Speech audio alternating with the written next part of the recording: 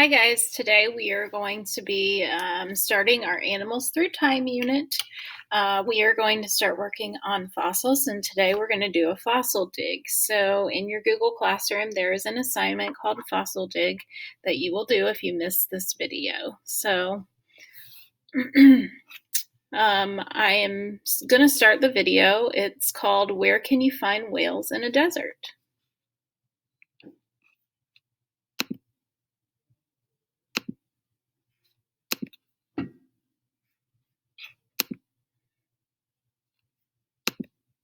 Hi, it's Doug. This is where I grew up, the state of Illinois, USA. It's located smack dab in the middle of the United States, and it's all grassland. No mountains, no ocean, just grass and cornfields as far as the eye can see. This is what I saw every day when I woke up. But one day, my dad got me up and said, "Hey, come hop in the car. We're going to go somewhere special. We're going to see a part of Illinois that's not like anything you've seen before." "Where are we going?" I asked. "The quarry," he said. "The what?" "You'll see." At first, when we got there, I didn't see anything. It was still flat grassland, just like everywhere else in Illinois. But then, as we got closer, I started to see something. There was a hole, a giant pit in the ground.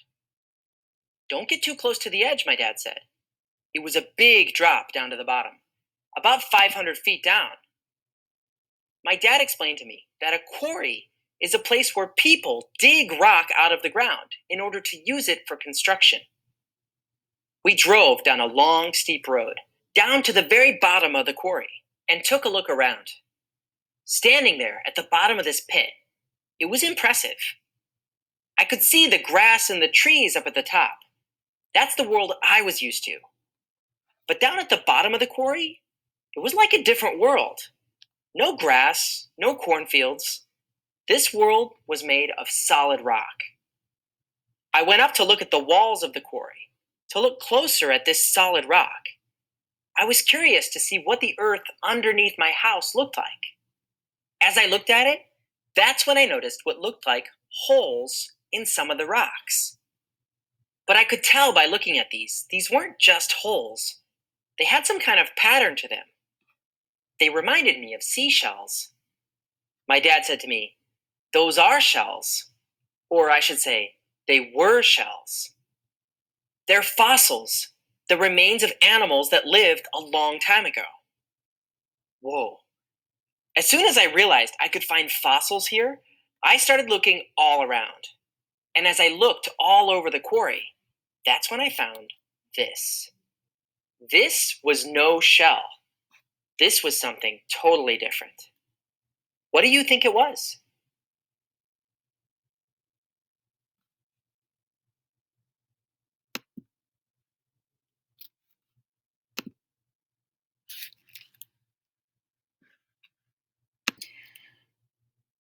So take a second and look at the fossil, and it asks us to think about where we think this came from. So I want you to think about the time frame, and I want you to think about the picture, and what do you think it is, and where do you think it came from?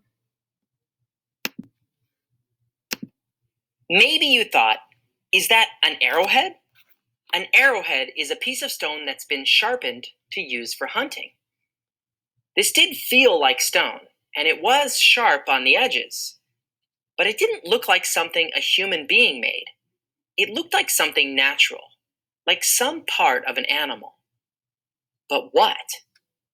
In ancient times, when people would find one of these, some people called it a tongue stone because they thought it looked a bit like a tongue.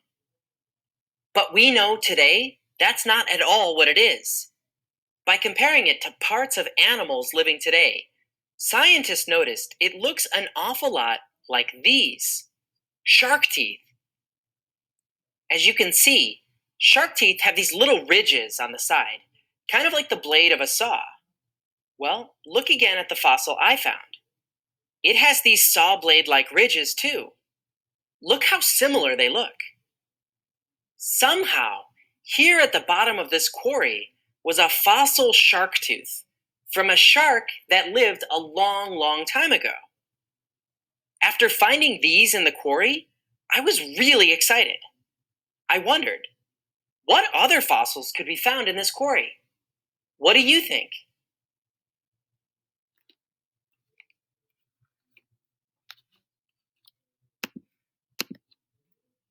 I'm not the only one who's looked for fossils in the quarries of Illinois. In some of these same quarries, other people have found fossils like this. Can you tell what it is? It's a crab. And these, they're fossil starfish.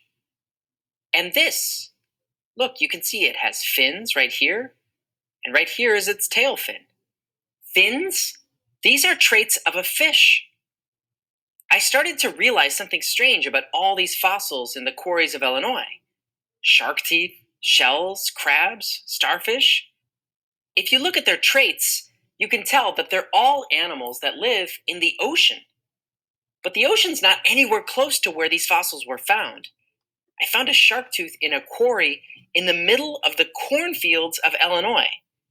Remember, Illinois is about as far as you can get from the ocean. It's nearly 1,000 miles away. The animals that live in Illinois and the other central parts of the United States are animals like deer, raccoons, bison, and hawks. None of these are animals that have anything to do with the ocean. Look at them. They have long legs for walking or wings for flying. Traits that help them live on land or in the air, not in the water.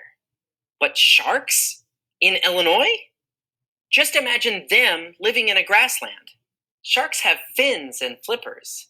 It's not like you're going to see land sharks swimming among the cornfields. So this was very weird.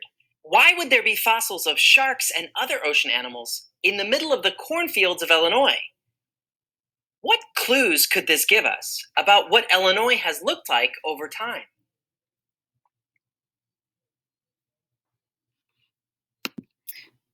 So that's a really good question about if we see that sharks once were in Illinois, what are, some of the things that happened in Illinois that would make a shark live there? What does that say about what it used to look like in Illinois? You'll be going on a fossil dig. I wish we could dig in the ground beneath you to see what types of fossils there are.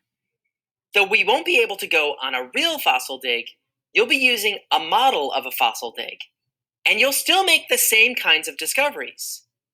You'll use what you already know about animal traits to figure out what the habitat looked like when these animals were alive.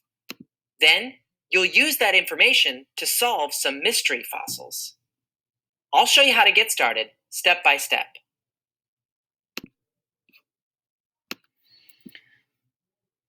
So in your Google Classroom, you'll find an assignment called the Fossil Dig.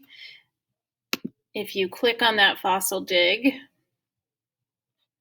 you'll find that the assignment is inside and it has your name on it. So what you want to do is you want to click and pull up both assignments.